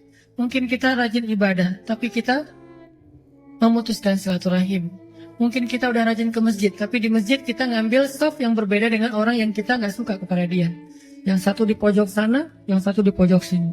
Udah masuk, tadinya udah di pojok sana, ngeliat ada dia, pindah ke sebelah sini, softnya beda. Mungkin kita ke masjid, tetapi kita bete sama imam. Kita ngerasa, ini imam ini bukan imamnya saya. Akhirnya, walaupun ke masjid, kita akhirnya yang paling parah lagi bikin 2 jamaah, dan itu dosa besar. Gak boleh ada 2 jamaah di dalam satu masjid. Harus 1 jamaah. Makanya, kenapa Nabi benci banget dengan 2 jamaah? Karena itu perpecahan. Jaga ukhuwah kita, terutama ukhuwah Islamiyah. Lebih luas lagi adalah ukhuwah wataniyah, sesama bangsa Indonesia. Udahlah, gak usah terlalu larut dalam perdebatan. Yuk kita fokus saja berkarya. Kita bangun Indonesia bareng-bareng dengan apa yang kita bisa. Kalau kita ngelihat sesuatu yang menurut kita nggak nyaman, maka kita boleh menyampaikan kritik ataupun nasihat, tapi tidak mencela. Tidak mencela. Muslim harus komitmen menjaga lisannya atau jarinya dari mencela. Harus komitmen. Kalau ada ustadz mencela, mungkin beliau lagi emosi, itu bukan yang perlu diteladani. Walaupun seorang ustadz mencela, nggak boleh diikuti. Kenapa? Nabi bilang gini, kalau kalian melihat seorang budak perempuan berzina, hukumlah dia dengan mencambuknya, tapi jangan cela dia. Itu hadis di Riyadhus Shalihin. Lalu kalau dia setelah itu berzina lagi yang kedua kalinya, cambuklah dia, tapi jangan cela dia. Zina loh ya. Lalu dia berzina lagi yang ketiga kalinya, maka juallah dia walau seharga seutas tali, saking murahnya, tapi jangan cela dia. Coba, 3 kali Nabi bilang jangan mencela. Padahal budak dan berzina. Yang di zaman dulu, budak itu dianggap rendah. Berzina itu perbuatan yang paling rendah. Dilakukan 3 kali. Jangan cela, jangan cela, jangan cela. Itu jaga supaya bangsa kita mulai move on dan fokus lagi kepada sama-sama berkarya untuk kemaslahatan bangsa dan negeri. Jadi kita nggak larut di sosial media terus-terusan saling bully-membuli, capek. Dan itu bukan sesuatu yang baik untuk masa depan bangsa kita, anak-anak kita, generasi muda kita. Jangan sampai kontroversi dan konflik ini dipertontonkan di publik dan jadi ratingnya tinggi, itu nggak bagus. Biasanya kalau udah, saya kadang-kadang suka mancing ya. Kenapa ya komen saya sedikit ya? Biasanya misalnya 300, 400, kenapa kali ini cuma 20 misalnya? Pancing nih, ada satu komen yang kayaknya potensi untuk kontroversi, saya replay. Sengaja tuh, saya replay, rame langsung di bawahnya tuh. Replay yang berikutnya, tiba-tiba jadi 500. Akhirnya karena udah ramai yang aneh-aneh, saya delete lah komen paling atas, ke-delete lah semua, tinggal lagi 20. Kenapa? Karena mungkin kita udah terbiasa dipertontonkan konflik dan kontroversi, sehingga itu jadi menu yang ratingnya bagus.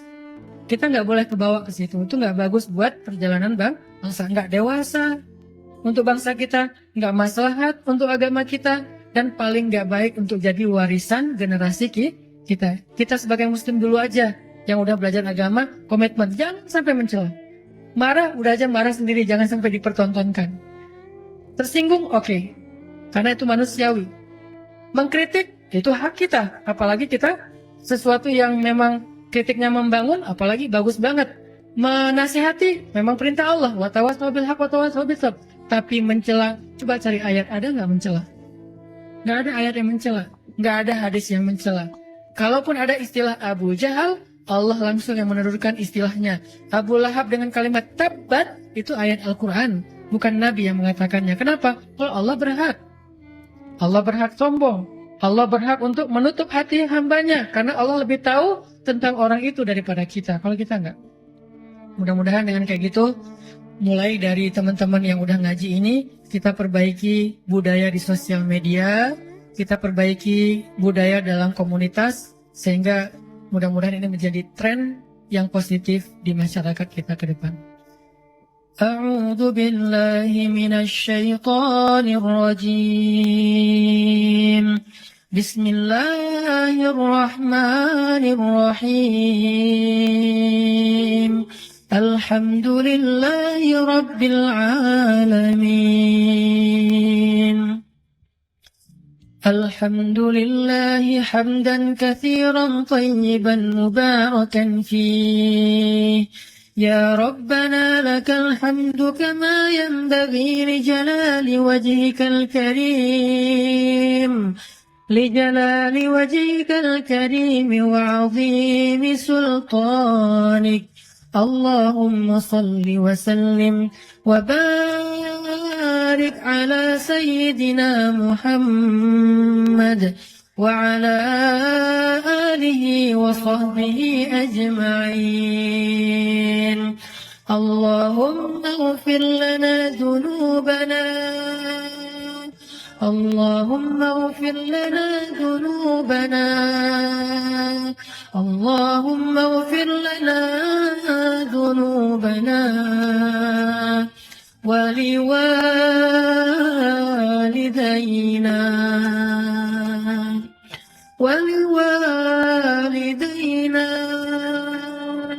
وارحمهما كما ربيانا صغارا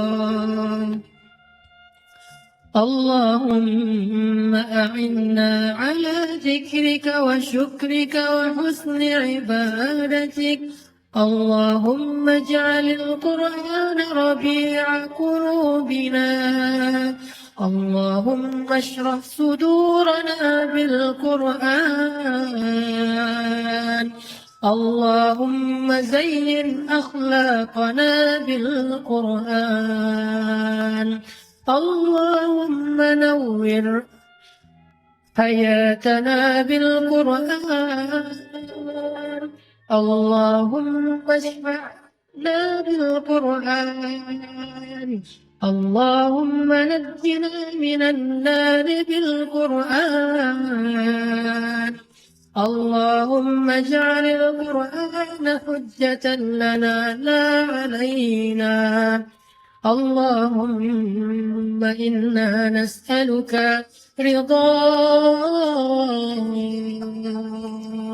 رضاك يا رحمن،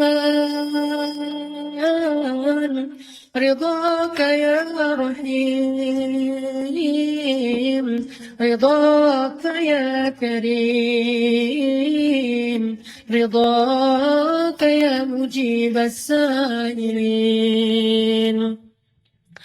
اللهم إنا نسألك رضاك والجنة، ونعوذ بك من سخطك والنار. ربنا هب لنا من أزواجنا وذرياتنا قرة أعين واجعلنا للمتقين إماما. ربنا هب لنا من الصالحين. ربنا هب لنا من لدنك ذرية طيبة إنك سميع الدعاء.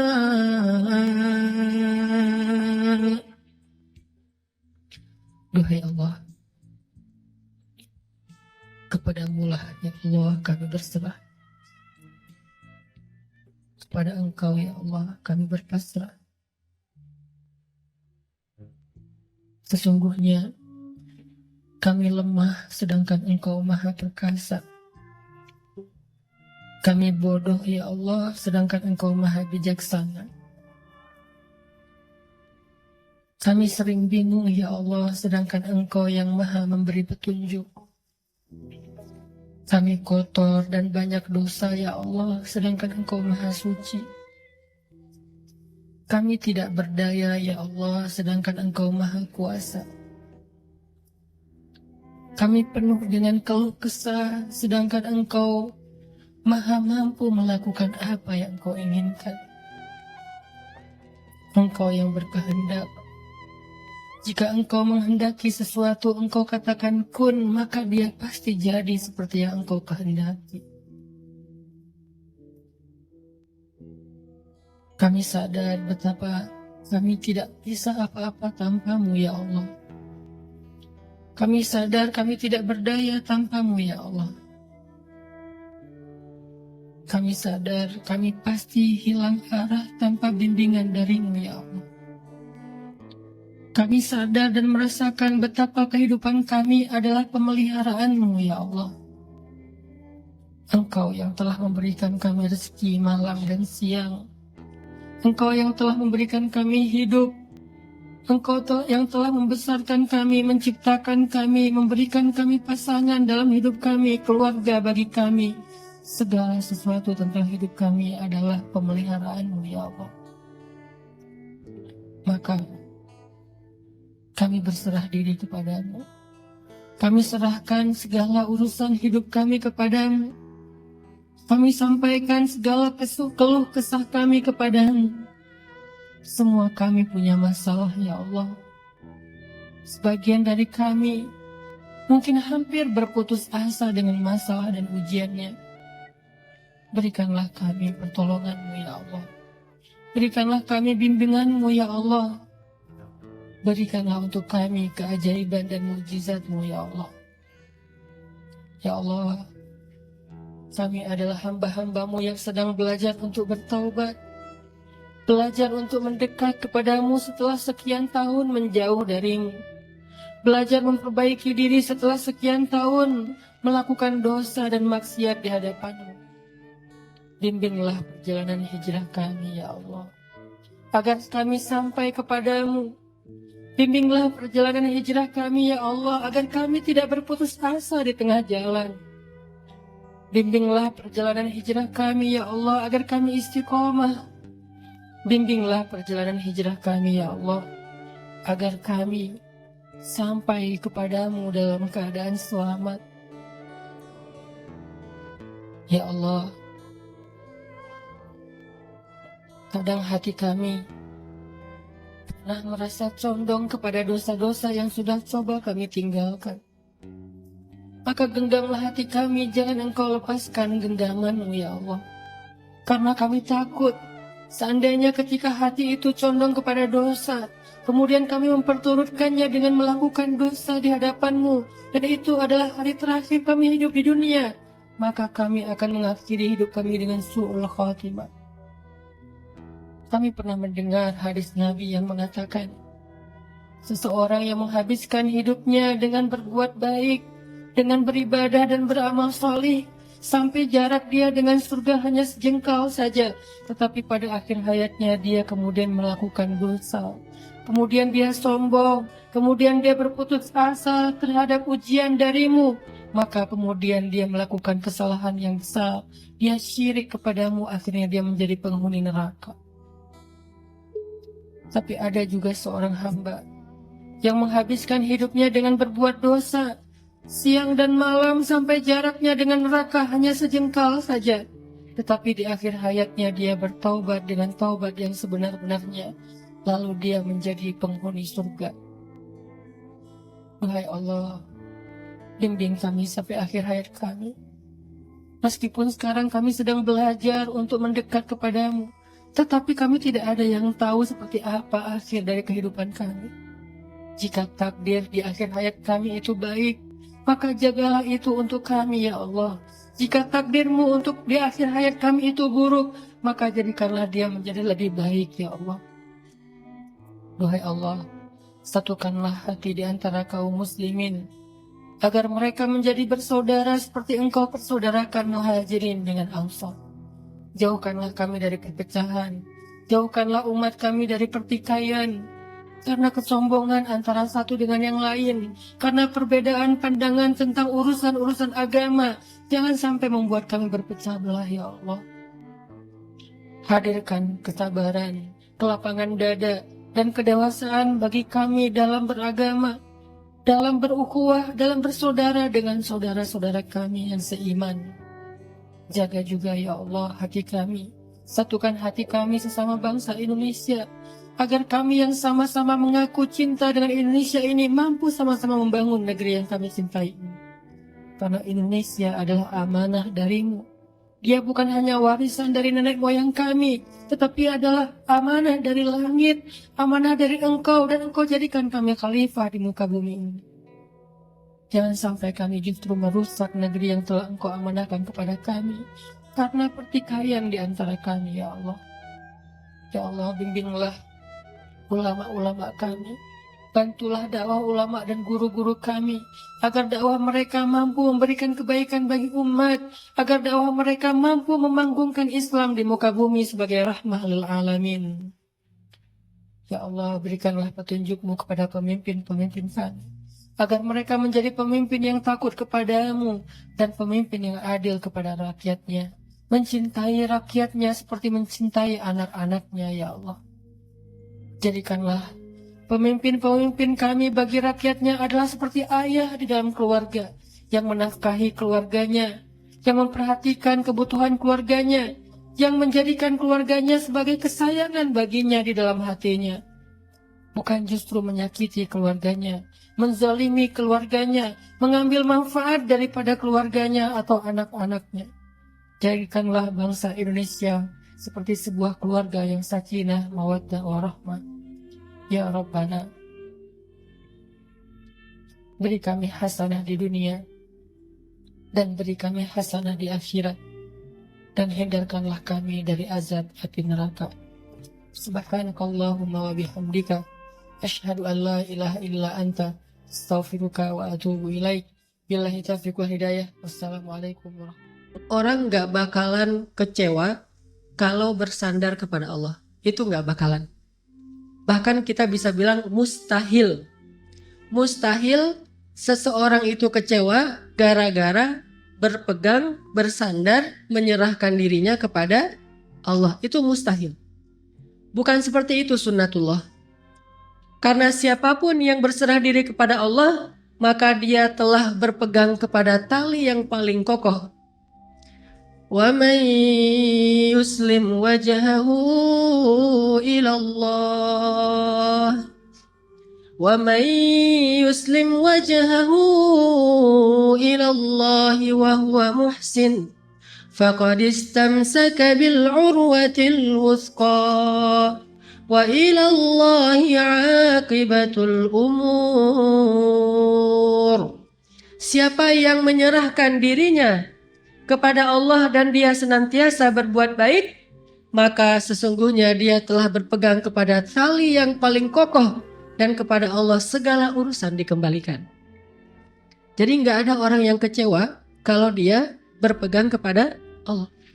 Masalah apapun, masalah rezeki, masalah jodoh, terutama yang kedua.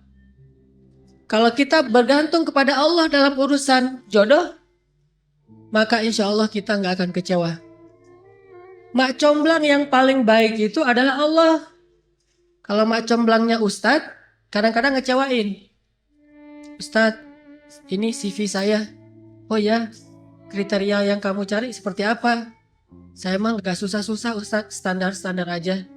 Ya standar yang gimana?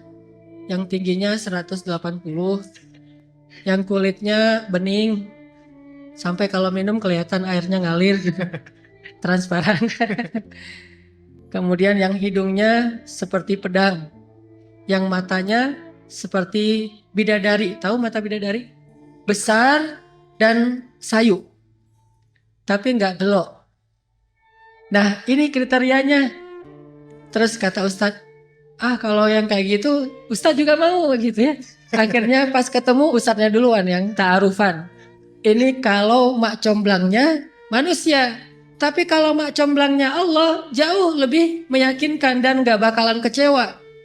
Dengan kriteria apapun, wa huwa ala kulli syai'in qadir. Dan kalau Allah menjanjikan yang baik akan ketemu dengan baik, pasti innahu la yukhliful mi'ad. Allah tidak pernah mengingkari janjinya. Masalah apapun, kita harus mengandalkan Allah. Coba deh, selalu ngandelin Allah. Bahasa gampangnya gini, dah tenang aja, ada Allah, itu. Dan kalau kita sudah melibatkan Allah, la yudayya'akallahu idzan. Itu pasti, Allah nggak bakalan ngecewain kamu. Kalau udah ngandelin Allah, ini gimana nih? Udah, tenang aja, ada Allah. Allah tidak akan mengecewakan. Salah satu kalimat udah tenang aja ada Allah adalah la tahzan, innallaha ma'ana. Kalau kita ada teman lagi galau gitu, terus kita bilang, la tahzan, innallaha ma'ana. Kalau bahasa kita, Wallace bro, tenang aja, ada Allah. Santai bro, karena ada Allah. Itu bahasa Arabnya, la tahzan, innallaha ma'ana. Andalin Allah dalam masalah kita. Ada masalah apapun, serahin aja sama Allah. Bismillah, la haula wala quwata illa billah. Bahkan kadang-kadang hanya dengan berzikir, la haula wala quwata illa billah, Allah kasih keajaiban yang luar biasa. Karena setelah seseorang bersandar kepada Allah, la yudayya'anallahu idzan. Pasti Allah gak akan ngecewain. Pasti Allah gak akan ngecewain.